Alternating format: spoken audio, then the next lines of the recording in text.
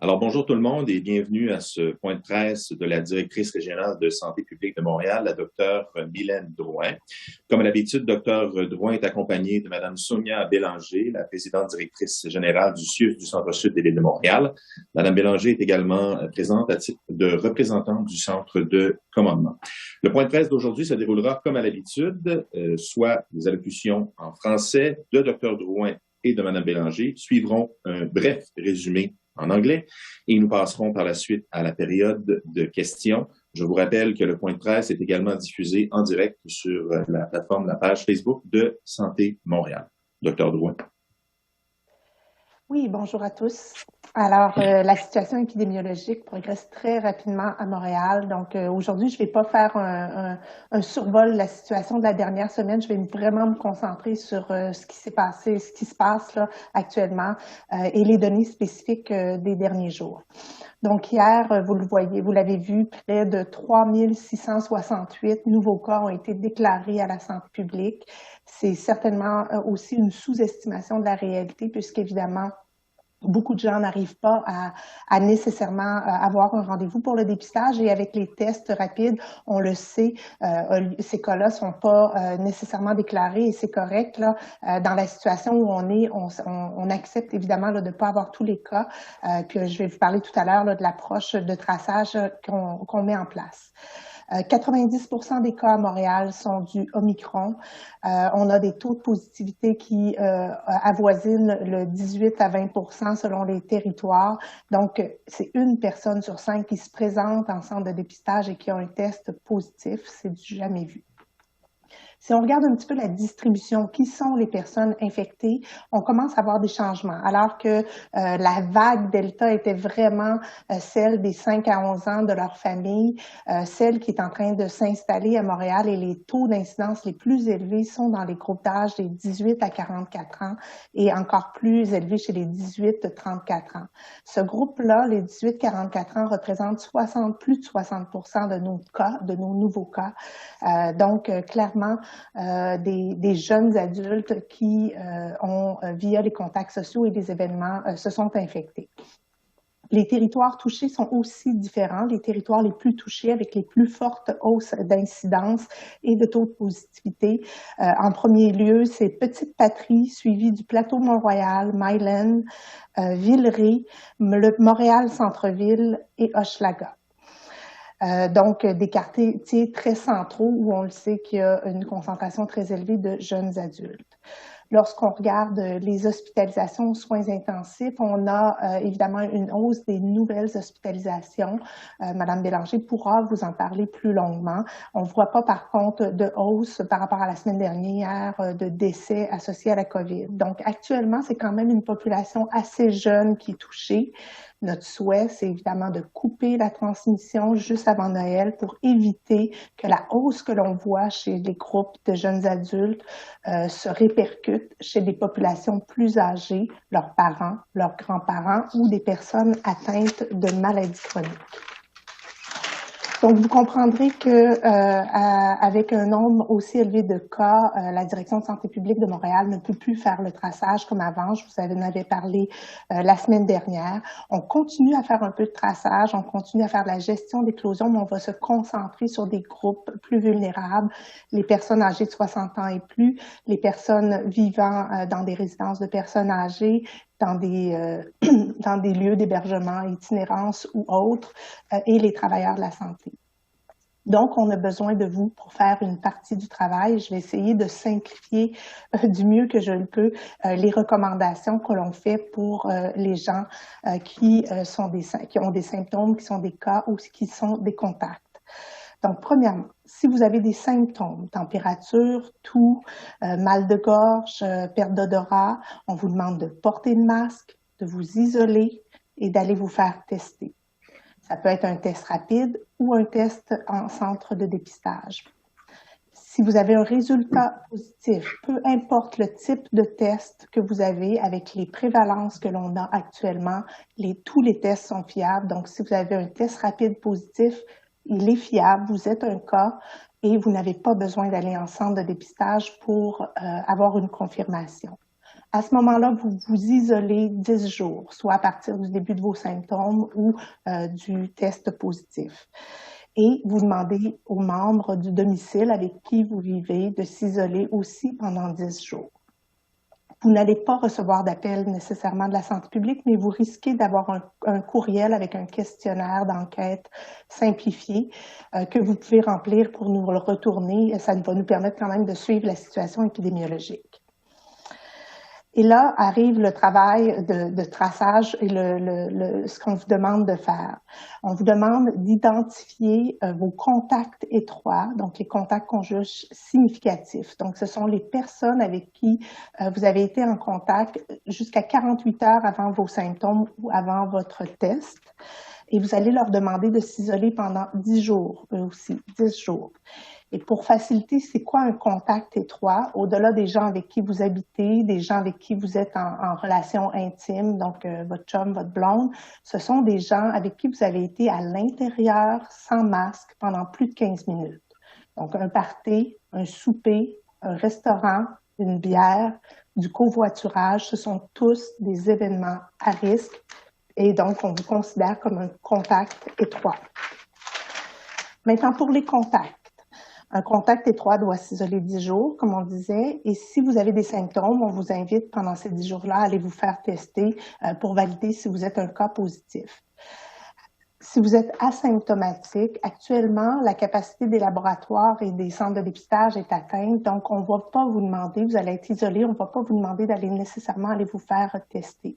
Par contre, si vous avez accès à la maison à un test rapide, vous pouvez le faire entre le jour 3 et 5 de votre isolement pour voir si vous avez la COVID.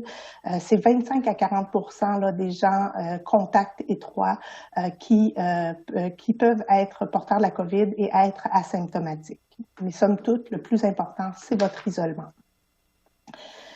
Donc, les personnes qu'on ne veut pas voir en centre de dépistage parce qu'on a atteint notre capacité et on veut utiliser ces centres-là pour les vraies indications, on ne veut pas de gens qui viennent juste pour valider leur statut avant d'aller à une fête ou à un rassemblement. De toute manière, tout à l'heure, je vais en parler, on ne souhaite pas de rassemblement.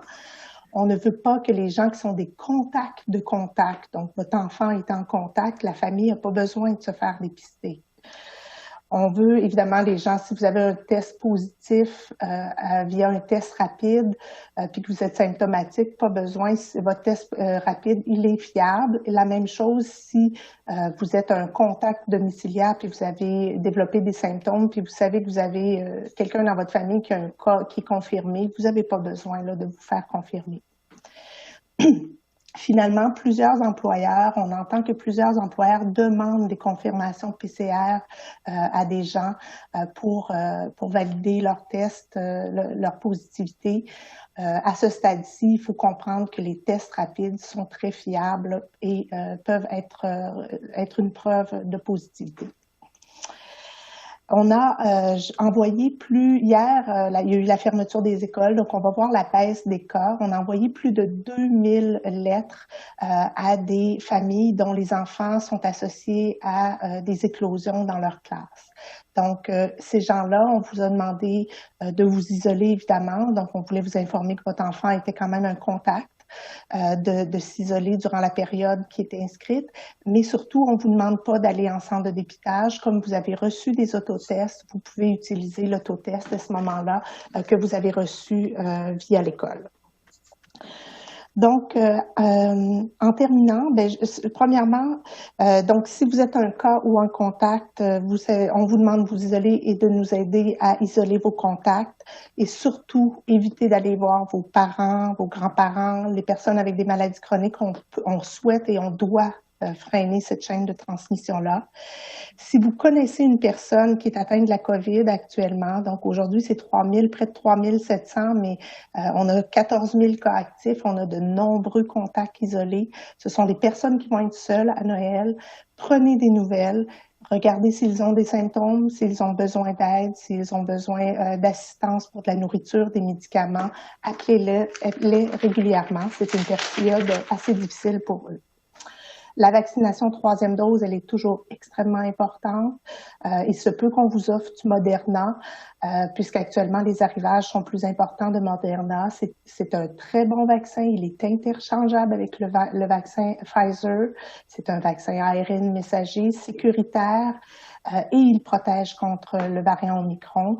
Et les effets secondaires sont semblables au vaccin Pfizer. Et donc, je vous invite aussi, si vous avez des gens autour de vous qui ont plus de 60 ans, qui sont éligibles à la vaccination, appelez-les, demandez-leur s'ils ont besoin d'aide pour prendre un rendez-vous, pour les accompagner peut-être à leur rendez-vous aussi.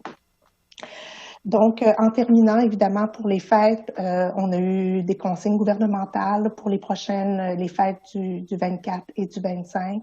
Mais je dirais qu'avec la situation critique de Montréal, avec la hausse de cas, je pense que dès maintenant, on le sait, on a à peu près tous des gens autour de nous qui ont l'infection. On se doit de réduire nos rassemblements au maximum, d'avoir des petites fêtes en famille, donc la cellule familiale ou une autre cellule s'il y a des gens seuls autour de nous. Et évidemment, on va miser sur connecter autrement, aller jouer dehors, aérer votre maison lors des festivités, des festivités ou du souper de Noël. Et avant tout, bien évidemment, prenez soin de vous, prenez soin de vos proches. Et merci vraiment pour votre collaboration. Je pense qu'on a encore besoin d'un effort collectif pour faire face à cette vague.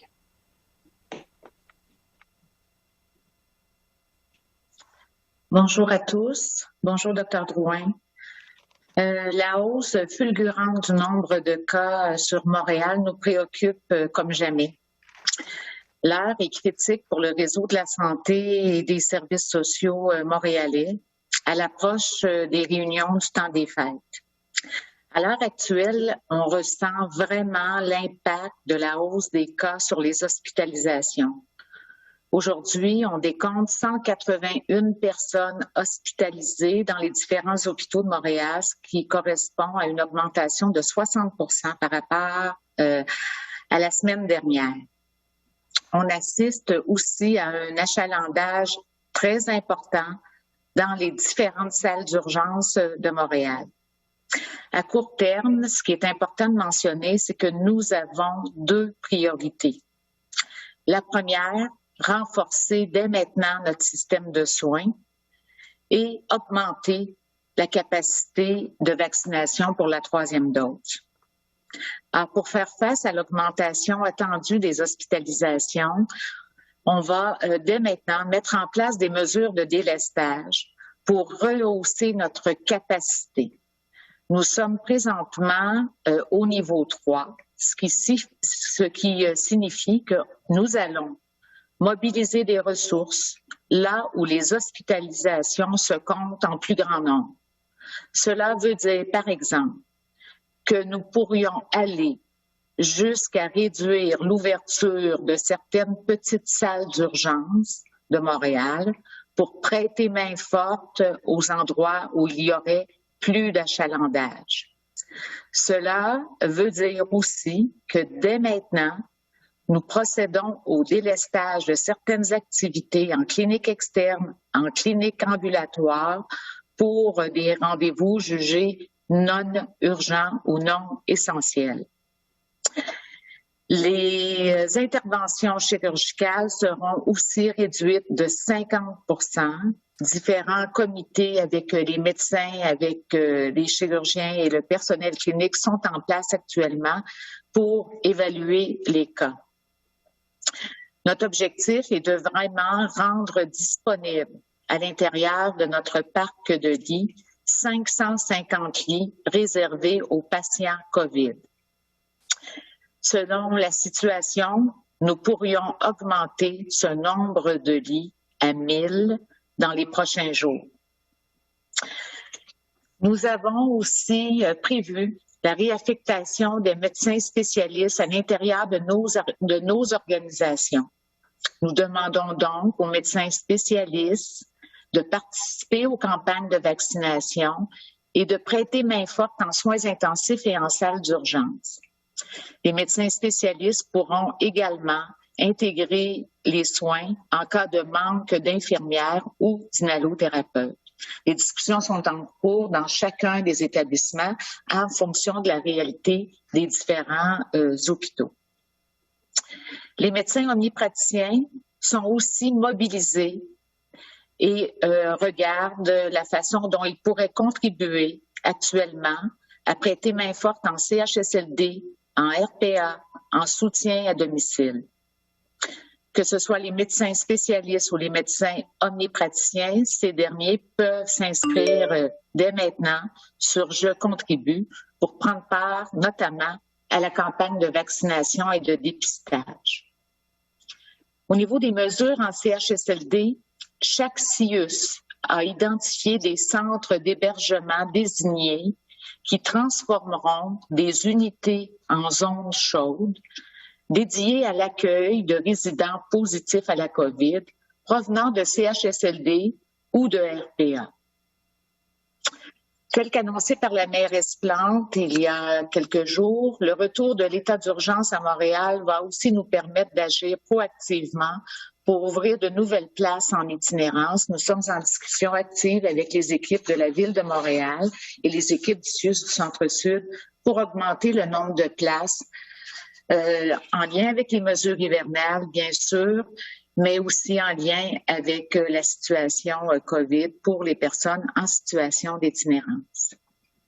En ce qui concerne les cliniques de dépistage, ça a été très médiatisé dans les derniers jours et on le voit, là, on a atteint vraiment pleine capacité à Montréal, malgré que depuis plus d'une semaine, chaque centre de dépistage a augmenté sa capacité de près de 30 %.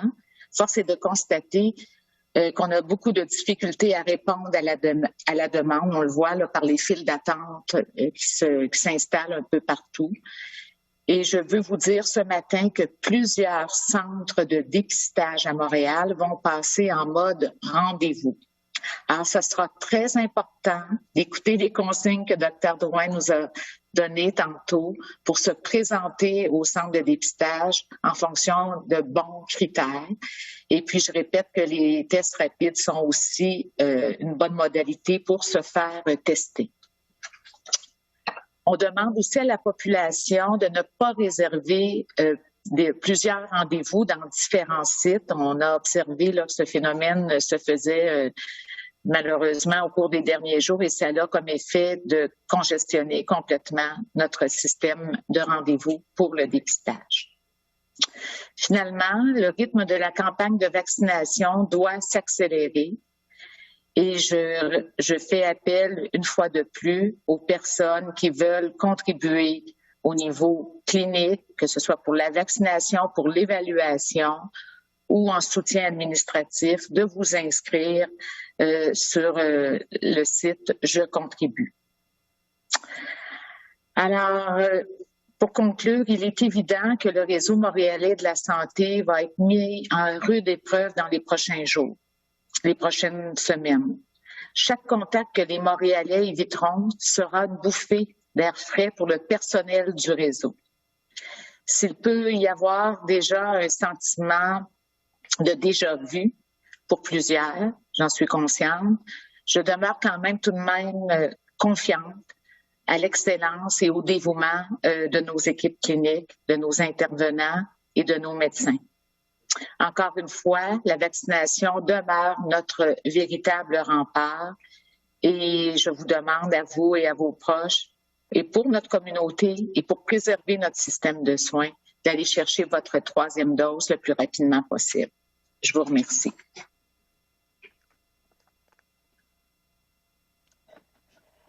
A few words in English. Good morning. This week, the number of new cases in Montreal has continued to increase in an exponential way. Yesterday, we had more than 3,668 new cases that were reported to public health, and we think it is underestimated, that this number is underestimated. Omicron is now representing more than 90% of all new cases. We have a positivity rate that is around 18 to 20%. So that means that 1% out of 5 that goes to a screening center is positive. We're seeing a new patterns for the groups that are more in the neighborhoods that are mostly affected. Of course, we still have a high number of cases for the 5 to 11 years old group age, but it's going to decrease in the next day. What we're seeing and the high increase that we have is in the group 18 to 44 years old. They represent now more than 60% of all new cases, and the neighborhoods that are mainly affected are Petite Patrie, Plateau Mont-Royal, Myland, Villeray, Hochelaga, et Montréal Centre-Ville.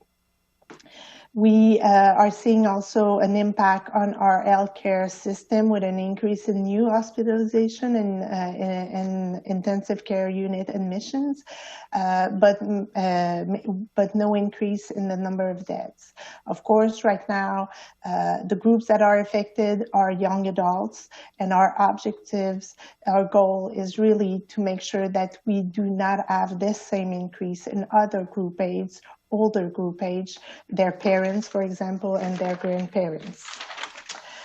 So as you may understand, public health doesn't have the capacity right now to do tracing for all cases. We're going to continue to do some tracing, but only for specific cases and outbreaks with vulnerable groups. So we're asking the population to collaborate with us. I'm going to try to explain simply what we're asking. If you have symptoms, a temperature, a fever, a cough, or a sore throat, we ask you to wear your mask, isolate yourself, and go get a test. It may be a rapid test or a test in a screening center. If one or the other is positive, and a rapid test is as valid as a PCR. So if you have a rapid test that is positive, you do not need to go in a CDD to get your confirmation. You isolate yourself for 10 days, and you do isolate people that live in the same home or house as you. You won't get a call from public health. You may receive by email a questionnaire that you can fill out and send back to us so we can continue to monitor and understand how the transmission is going on. But what we're asking is that you call your close contact and ask them to isolate themselves for 10 days. And close contact are people for which you have been in contact indoor without a mask more than 15 minutes, 48 hours before your symptoms or before you had your positive test.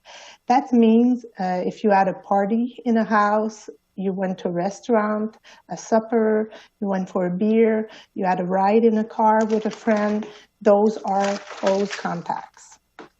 So those contacts are asked to be isolated for 10 days. If they have symptoms, they can get a test at a screening center.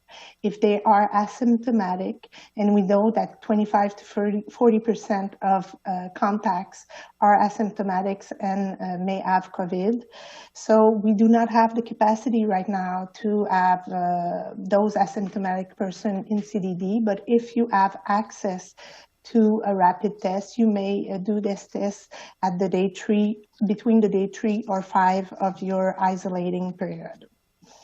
So the people that we do not want to see in our screening center, of course, if you're just going there to make sure to validate your status before going to a party, you shouldn't go to a party. Right now, that is not a good indication. If you're a contact of a contact, it is not indicated to get a test. If, of course, as I said, if you already had a rapid test that was positive and you're symptomatic, or if someone in your household is confirmed and you develop symptoms, it is not necessary to have a confirmation in a screening center. I just wanted to add that with the school closing, we have sent yesterday more than 2,000 letters to parents of children that were linked to an outbreak in a class. So we are asking those persons to isolate themselves for the period that is indicated in the letter. And we do not ask those persons to go get a test in a CDD. We prefer that you use your rapid tests that were given to you before the end of school. So to finish, I just want to say that if you're a case or a contact, really isolate yourself and do not go into contact with your parents, your grandparents, or people with chronic disease, pregnant women. We have to protect those populations. If I think we all know someone that is now infected or isolated, I think we should all be calling those persons, asking them if their symptoms are progressing. People are going to be alone. Some of them are going to be alone during the holidays. So do not hesitate to call them, ask them if they need medicine or food, but be sure that they're okay. Of course, the third dose is really important. You may be offered Moderna in the next couple of weeks because we have more Moderna right now in our centers.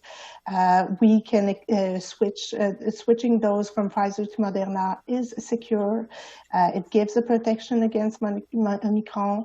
Moderna is a good vaccine, and we do not see in literature that it has more side effects. And of course, when you know someone in the group age for their third dose, do not hesitate to call them, ask them if they need some help to get their appointment on Click Santé or to go with them at their appointment. We had yesterday the measures announced by the government for the holidays. I think in the Montreal situation, we should be putting those recommendations right now into application. Reduce your gatherings, reduce your contacts. See if you have to see parents, see them outdoor, do more activity outdoors. And of course, the smaller the gatherings, the better it is. So I just want to finish by saying I hope you take care of yourself, take care of the loved one, and thank you for your collaboration. We're all in this together. Thank you.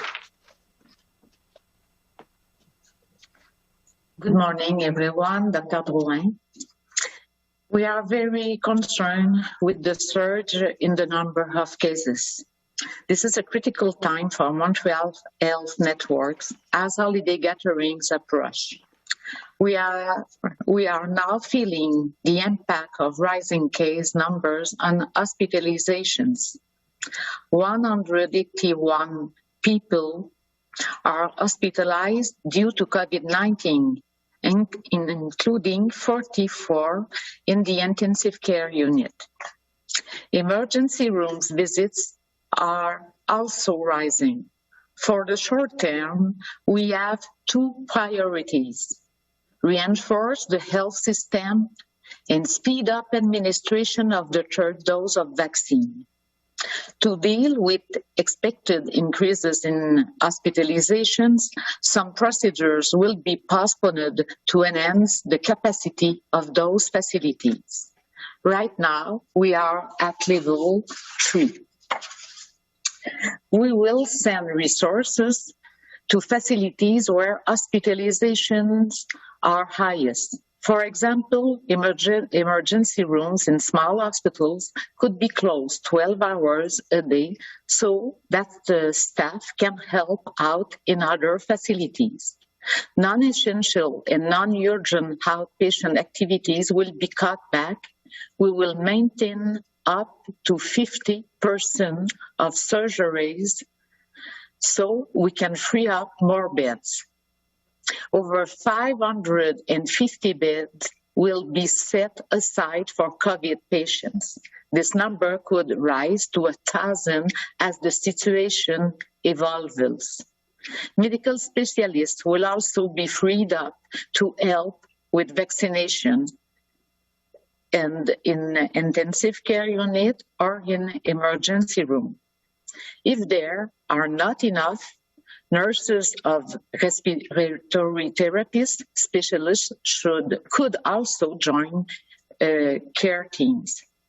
If needed, general practitioners will be asked to go to the various settings such as CHSLD, private residence, and home care. All doctors can register now on Je Contribue to help with vaccination and screening.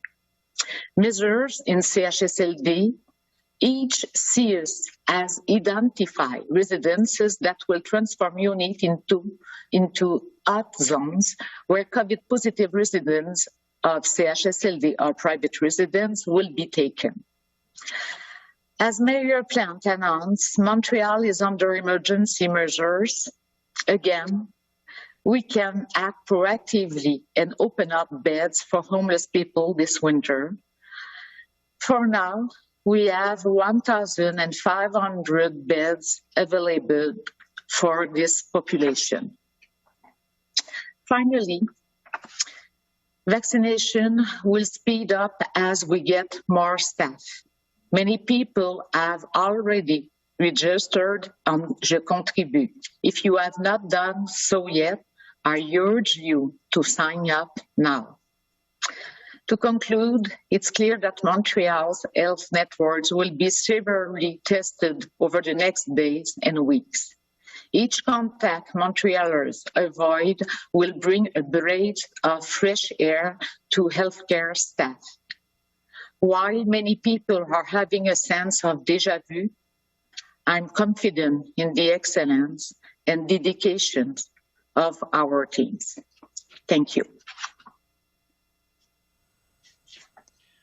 Merci, Madame Bélanger. Merci, Dr. Drouin. C'est ce qui termine la portion allocution de cette conférence de presse. Nous allons maintenant débuter les questions, la période de questions avec le journal Le Devoir et Marie-Ève Cousineau. Je rappelle aux journalistes que ce sera une question et une relance par journaliste. Marie-Ève Cousineau, la parole est à vous. La première question s'adresse à Dr. Drouin. Comment on explique une telle flambée là, dans les quartiers comme Rosemont, Petite-Patrie, le Plateau, tout ça, alors que ce ne sont pas des quartiers là, où on est habitué de voir des taux de positivité aussi élevés? Est-ce que c'est le résultat de party ou? Je ne suis pas capable de nommer de fête en particulier, mais certainement une des hypothèses, là, sachant que c'est beaucoup des groupes de jeunes, les jeunes adultes qui sont touchés actuellement.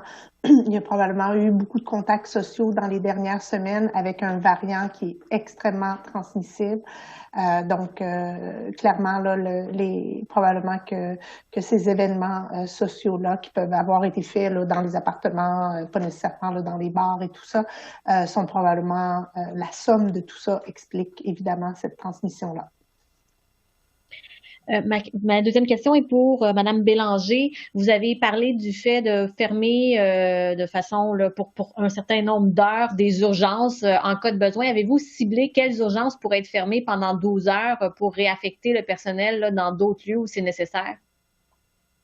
Ce n'est pas encore déterminé. En fait, ça fait partie du plan d'ensemble pour essayer vraiment là, de répondre aux besoins de la population. Pour le moment, il n'est pas question de fermer ou de réduire des heures de plus petites salles d'urgence, mais je voulais quand même annoncer ce matin que cela fait partie du plan d'ensemble et qu'on pourrait se rendre jusque-là. Naturellement, les plus petits hôpitaux ont leur propre stratégie, les plus grands hôpitaux aussi, et on est en train de travailler ensemble, là, l'ensemble des PDG de Montréal. On ne souhaite pas arriver à cela, mais ça fait partie du plan au moment où on se parle. Merci. Prochaine question, Henri Ouellette-Vézina de La Presse. Oui, bonjour à vous deux. Question pour Mme Drouin pour commencer. Tantôt, vous avez glissé un mot là-dessus là, en disant que vous ne souhaitez pas de rassemblement. En fonction de ce qui est... En fait, vous avez pensé quoi de ce qui a été annoncé hier au niveau provincial? Bon, il n'y a pas de changements de règles d'ici Noël. Il y en a à partir du 26. Est-ce qu'on aurait dû plus resserrer pour la région de Montréal, selon vous? Je pense que, somme toute, pour la région de Montréal, je pense que on le voit là, probablement que dès la semaine dernière, la perception du risque a changé avec les niveaux d'incidence qu'on a, surtout chez les jeunes. Je pense qu'on a à limiter l'ensemble de nos contacts. Là, c'est pas juste pour la journée. Je peux comprendre que pour la journée de Noël, le 24, le 25, dans un contexte évidemment là, de santé mentale, d'avoir des petits rassemblements, des petites bulles, ça peut être juste avec les parents ou la bulle immédiate. Dans des contextes sécuritaires, je dirais, avec l'aération et tout ça et toutes les mesures, je pense qu'on peut se le permettre. Par contre, je pense que c'est en dehors de tout ça. L'idée, c'est de pas multiplier les événements, de pas multiplier les rassemblements et les endroits où on est sans masque à proximité avec les gens avec lesquels on ne vit pas au quotidien. Et je pense que je l'ai pas dit dans mon allocution, mais le masque à l'intérieur avec un variant qui circule autant et qui est aussi contagieux, plus que jamais, il faut le porter et pas se gêner de le porter. Là. Donc, si vous voyez, vous êtes en covoiturage avec quelqu'un qui vit pas avec vous, ben vous portez le masque pendant cette période-là. Ça va faire un contact de moins, advenant qu'un de vous deux soyez positif. La même chose dans Montréal, il y a beaucoup de logements, d'édifices à logement, des condos. Dans les espaces communs, je vous recommande de porter le masque. C'est sûr que c'est souvent pas des contacts très prolongés, mais dans le contexte d'un variant très transmissible, on a tout avantage à le porter. Excellent. En suivi, merci. En suivi, peut-être pour Mme Bélanger, je reviendrai moi aussi sur l'objectif de rendre disponible 550 lits aux patients COVID. Puis là, vous dites, selon la situation, on pourrait augmenter ce nombre de lits-là à 1000 dans les prochains jours. C'est quoi vos projections et à quel point on pourrait se rendre à 1000 lits rapidement, là, selon les chiffres que vous avez? En fait, on se fie beaucoup aux projections là, qui sont présentées par l'INES. Et puis, quand on regarde les projections de l'INES, d'ici la première semaine de janvier, on pourrait avoir atteint notre capacité de 500 lits à Montréal. Donc, ce sont des simulations, ce sont des hypothèses, mais je vous avoue que je suis assez inquiète là, ce matin de voir que c'est quand même plus de 3000 nouveaux cas là, qu'on a à Montréal. Comment ça va se refléter aujourd'hui dans des hospitalisations? Je peux pas vous répondre exactement, mais selon les projections de l'INES, là, c'est clair que dès la première semaine de janvier, on pourrait avoir atteint ce nombre de lits. Et là, à ce moment-là, on passera à un autre niveau. Naturellement, on travaille toujours cela en synchronisation avec le ministère de la Santé. Puis le niveau le plus élevé, c'est le niveau 4. Et là, on aura une capacité de monter jusqu'à 1000 lits. Ça voudra dire de faire des choix aussi dans les services là qui seront offerts. On espère ne pas se rendre là, mais les plans sont prêts. Et puis actuellement, là, ce qu'on fait, c'est vraiment se préparer, délester des activités pour un plan à 500 lits. Merci. Catherine Bouchard, TVA. Oui, bonjour. Ma première question est pour Dr. Drouin. Tout d'abord, je veux savoir, en ce moment, vous avez combien de membres du personnel qui sont atteints de la COVID ou quelle proportion des membres du personnel sont atteints de la COVID? Parce que je sais que ça fait partie aussi de l'enjeu. Là. Il y a beaucoup de gens en santé en ce moment qui ont la COVID et évidemment, ça a un impact sur les services. Là. Madame Bélanger, je vais vous laisser répondre. Oui, écoutez, actuellement, il y a 1200 personnes, des travailleurs de la santé, qui sont absentes en lien avec la COVID, soit parce qu'elles ont eux-mêmes eu un résultat positif, soit parce qu'elles ont été en contact ou elles sont en attente de résultats.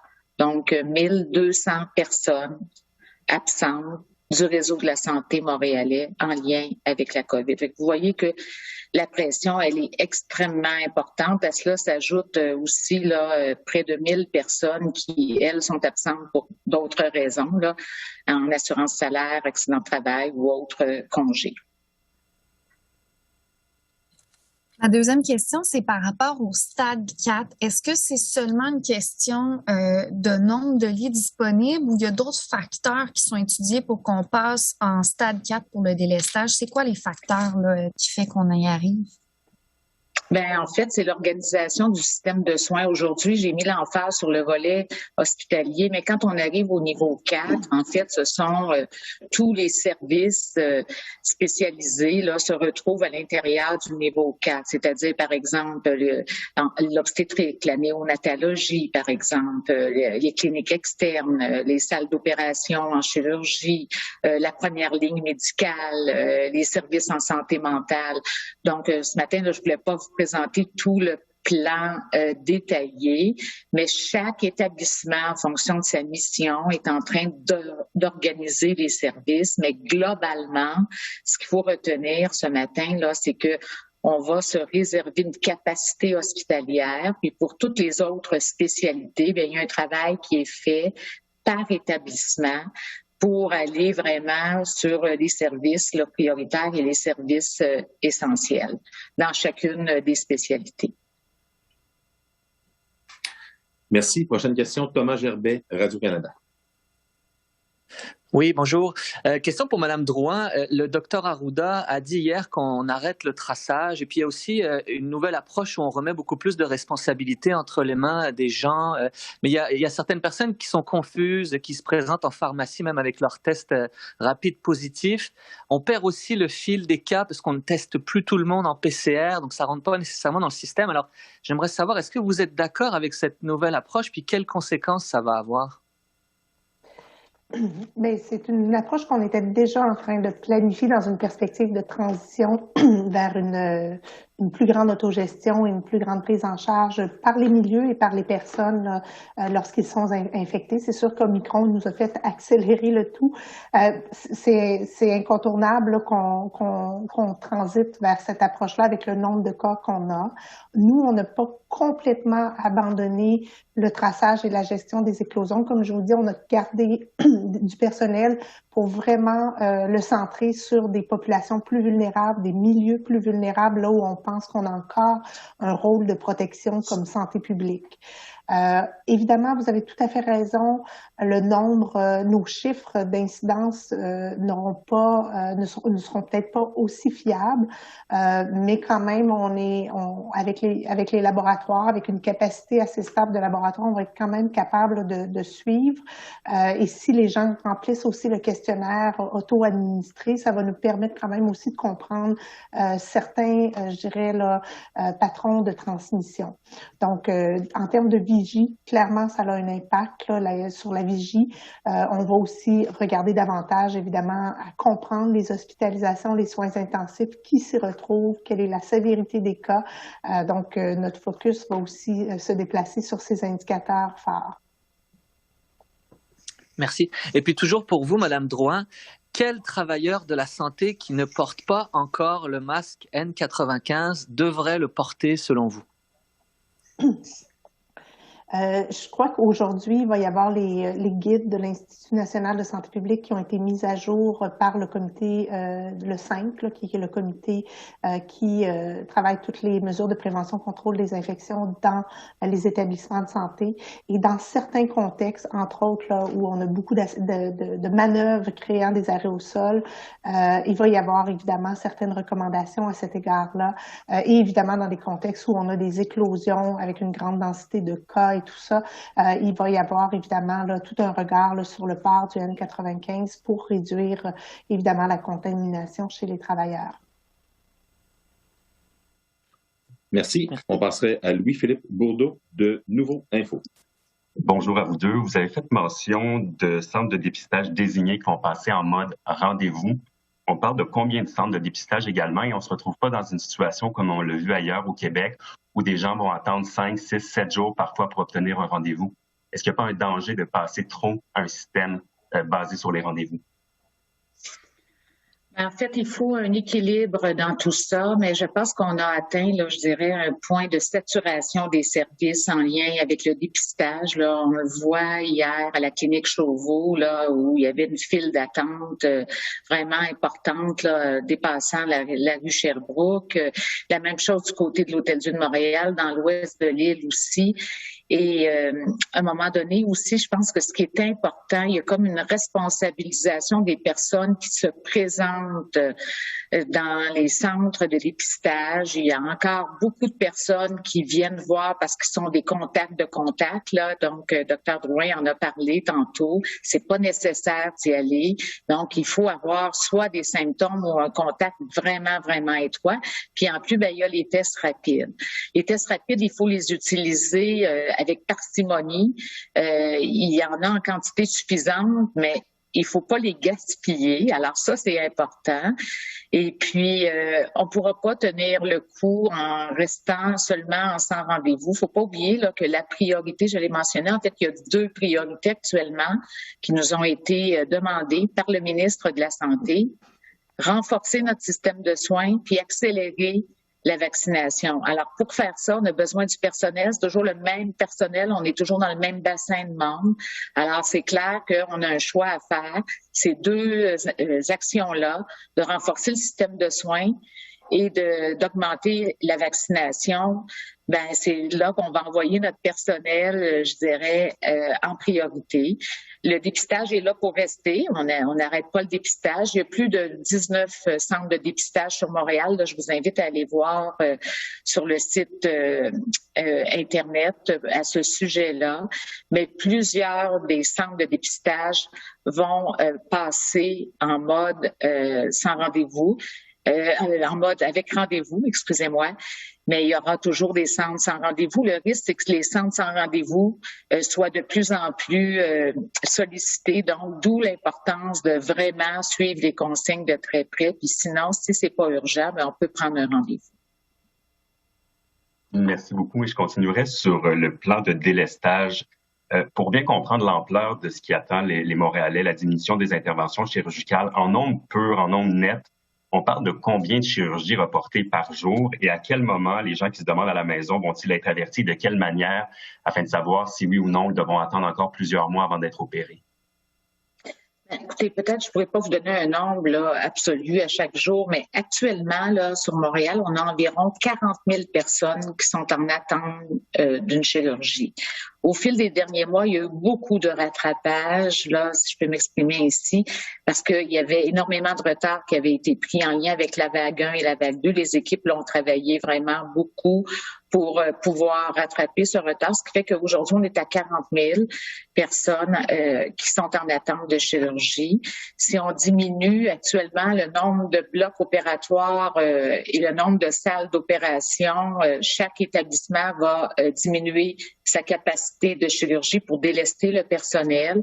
Il y a des comités qui s'organisent dans chaque établissement, qui sont des comités décisionnels cliniques, où on retrouve des chirurgiens, des médecins anesthésistes, des gestionnaires du bloc opératoire, des intervenants de l'équipe interdisciplinaire, pour aller vraiment avec les cas prioritaires, urgents, semi-urgents, ainsi que naturellement les personnes qui sont en attente d'une chirurgie en lien avec un cancer.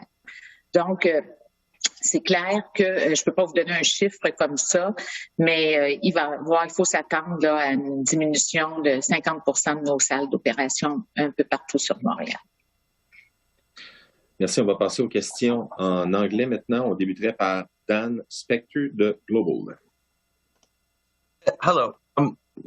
Are you guys worried about the possible effects on those people whose surgeries get delayed? Like, what could be the negative effects that are being considered from all this delaying that could happen in other sectors of the health system? Est-ce que vous voulez répondre, Mme Bélanger? Pouvez-vous peut-être y aller, Dr. Drouin? Oui.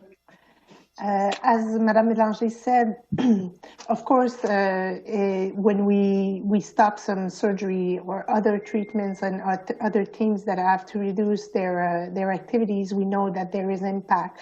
all the committees that are in place with clinicians are looking at the cases for which reporting will have the less impact on their health outcome, depending on the diagnosis they have.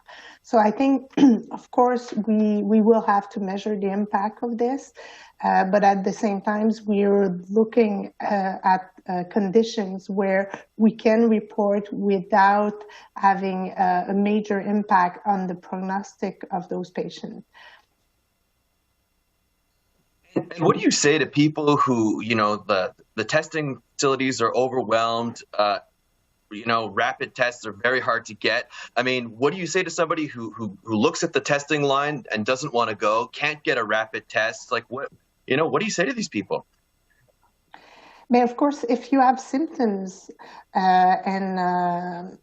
if you have symptoms and you do not have a rapid test, or you don't want to go and do the lineup, you have to isolate yourself and wear a mask in different contexts. But at the same time, at the time we're speaking, it's about 1 out of 5 person who goes in a CDD, and it's about this a little bit more for people symptomatics, their positivity rates. So there's 1 out of 5 that you're a case. I would recommend that those persons go get their test, because if they isolate themselves voluntarily for 10 days, they may do so and they're not a case. And if not, they are exposing people at their workplace, and this is not responsible. Merci. René Brumer, de Gazette. Oui, bonjour. A question for Madame Bélanger. The overall impression you give is of a system that's almost débordé or beyond its capacity. Can you sort of give an idea of how close are we to capacity, or are we very close to getting beyond our capacity? Okay, I will try to answer correctly. The projection of Ines show that in the first week of January, we will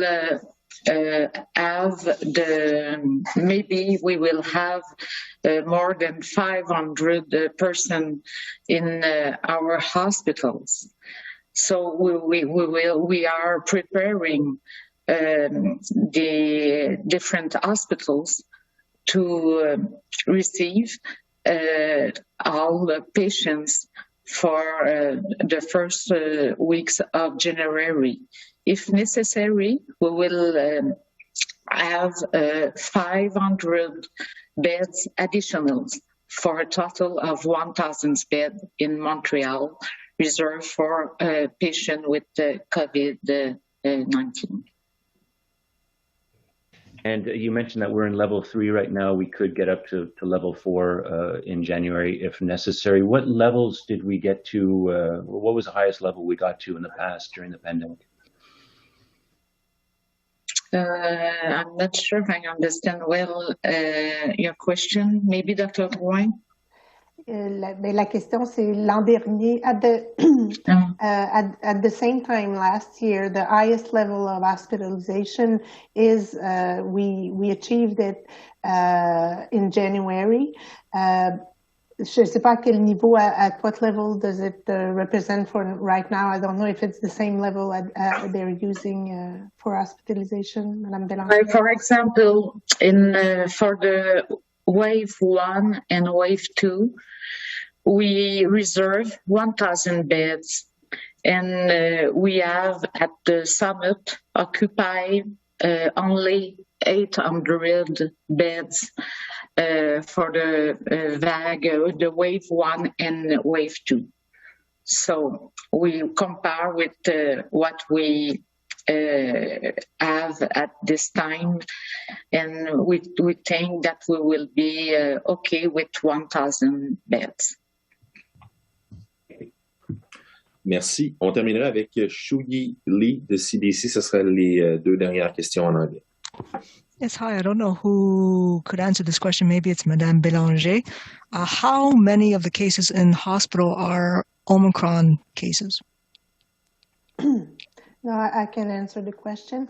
But of course, we did not have privilege for everything. For all, currently the cases that are in the hospital mainly are Delta variant, but we'll see in the couple of days and the number because all of our cases are Omicron. We'll see the impact on hospitalization. At the beginning of the week, we only had, I think, 1 or 2 hospitalization linked to Omicron, no intensive care unit, and no deaths. But that is for the small numbers of cases that we had the privilege, like le criblage.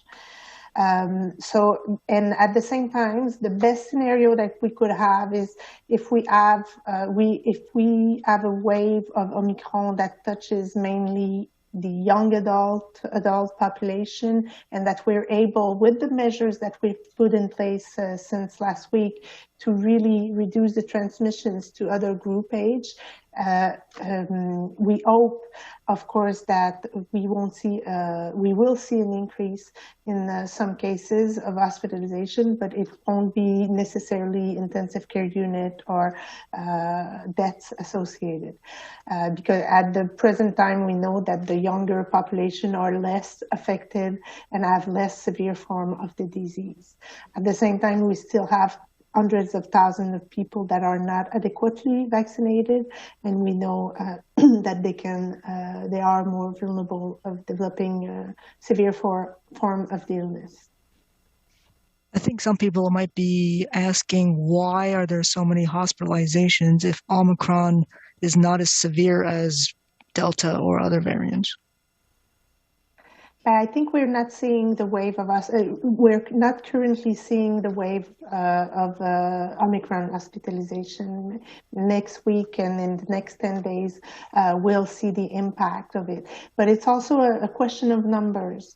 If even though Omicron, and we're seeing it in the different models, even though Omicron is maybe, because we may be a little bit less severe than what we've seen in Delta variant, with the Delta variant, knowing that it is so much more transmittable, it's a question of number. We will have so many cases that we will have a percentage of severe cases that is maybe a little bit less, but in numbers, it's going to be a larger number of people who will need care, hospital care. Il nous restait un journaliste qui n'avait pas pu poser sa question, c'est Matt Grillo de CTV. Ce sera terminé après. Monsieur Grillo. Yeah, thank you. Good morning. Question for Dr. Drouin. I'm just wondering, the message is don't gather and don't go to parties, but at the same time, in theory, the restrictions that were announced yesterday by Quebec allows for that to happen if you want to. So do they not go far enough, in your opinion, what was announced yesterday? I think at the same time, we're saying to people to be more aware. How do you say it in English? I will say it in other words. I think maybe it is allowed to go and have 10% or 6% after, but the message is we're having an intense community transmission in Montreal. It's exponential. It's touching young adult. I think we all know and we all see that it is not because it's restricted or you can do it or you cannot do it. I think we're all responsible and we all have to reduce the number of gatherings and the number of people with whom we are gatherings, and if we're doing so, we have to put the measures in place. It's a perception of risk also, but I think everyone has someone in his entourage that is affected with COVID right now, so we all have to be really vigilant to protect the vulnerables. And just a quick question on the screening. With regards to getting people to identify their close contacts when they either have symptoms or if they have a positive test. Essentially, we're putting the responsibility on people who are not experts, who don't work for public health. Is there a risk with that? I mean, is that a concern for you? People may, forget a close contact that they've had over the last 48 hours and then not contact that person. Do you see a risk in all of this? But of course, we may see it as a risk, but at the same time, when we do our intervention and with our public health intervention with a large number of cases, we often have delays between the time the person had his symptoms or his test and the time we are able to call this person.